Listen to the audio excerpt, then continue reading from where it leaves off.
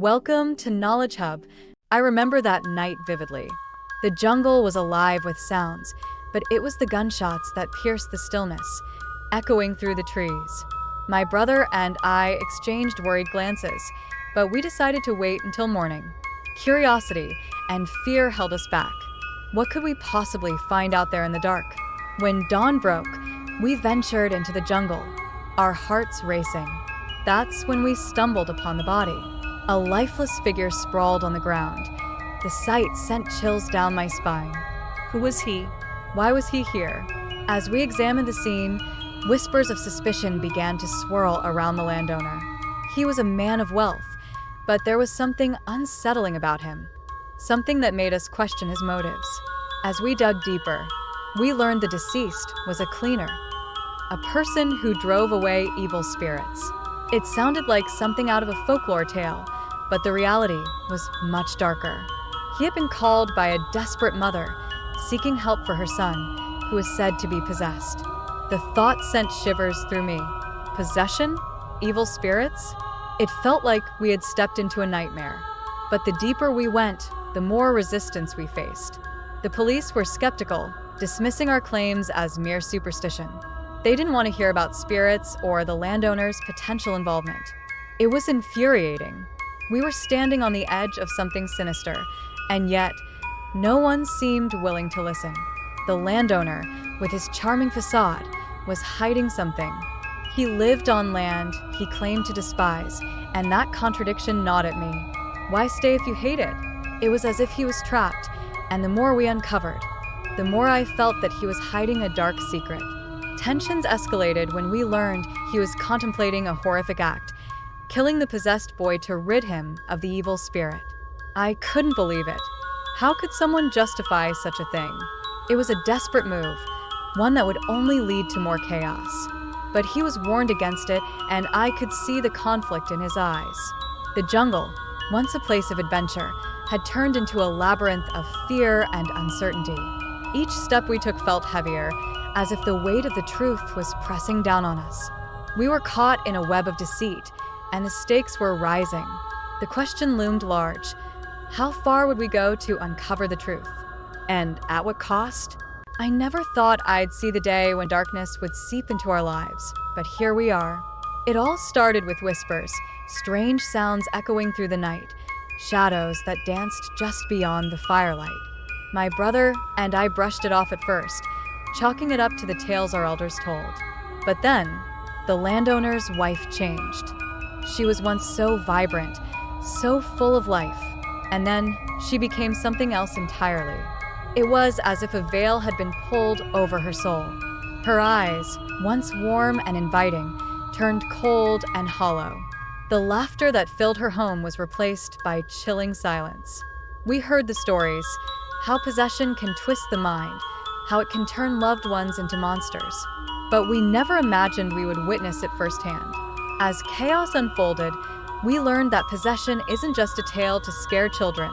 It's a reality that can grip anyone, anywhere. We sought out the old texts, the forgotten rituals, anything that could help us understand this evil that had taken hold. We discovered the principles of protection, salt, sacred herbs, and the power of words, incantations that could shield us from the darkness. But knowledge alone felt insufficient against the malevolence that surrounded us. Then came the night when everything changed. The screams echoed through the air, piercing the stillness like a knife. The landowner was gone, his life snuffed out by the very person he loved most.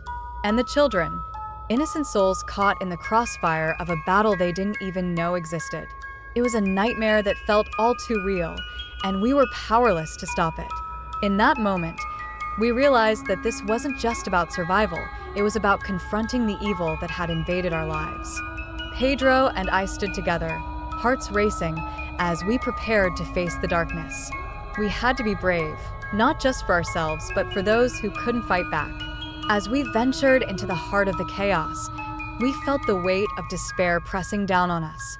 The air was thick with malevolence, and every step felt like a challenge against an unseen force.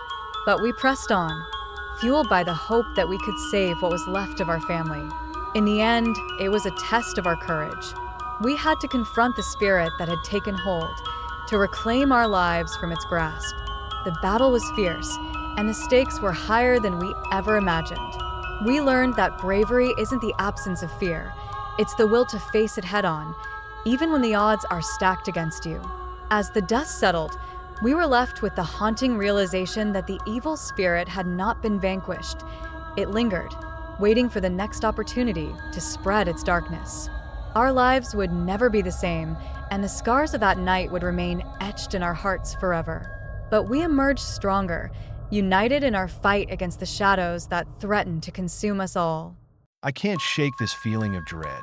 It's like a weight pressing down on my chest, reminding me of everything that's gone wrong. My brother keeps telling me to breathe, to calm down, but how can I? I feel responsible for all of this. The troubles we face, the fear in my children's eyes, it's all on me.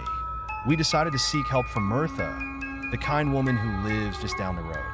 She's always been there for us, a steady presence in our chaotic lives. When we arrived at her house, I could see the concern in her eyes as she listened to our story. She welcomed us in, offering shelter and a warm meal. But I could sense that she knew something deeper was at play.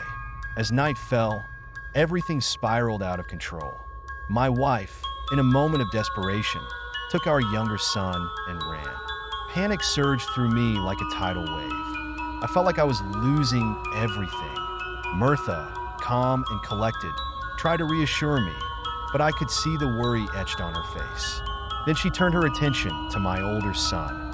He had been unusually quiet, almost too quiet. Mirtha's expression shifted, and I could tell she was piecing something together.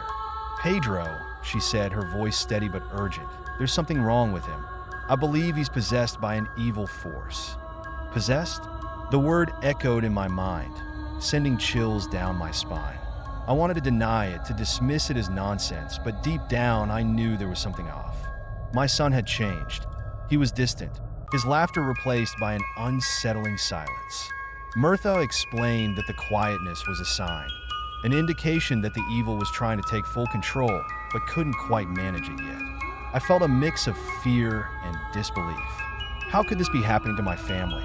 Mirtha assured me that we could confront this evil together. "These possessions are a sign," she said, "a sign that something dark is trying to be reborn." Her words hung in the air, heavy with meaning. I realized that we weren't just fighting for our home or our peace of mind. We were battling something far more sinister. Mirtha prepared herself, gathering herbs and chanting softly under her breath. I watched her, a mix of hope and terror swirling within me. Could we really face this darkness? Could we save my son? I had to believe we could. For my family, for my children, I had to fight. The night was just beginning, and with Mirtha by our side, I felt a flicker of hope amidst the chaos. I can't shake this feeling of dread. It's like a weight pressing down on my chest, and I can't help but think it's my fault.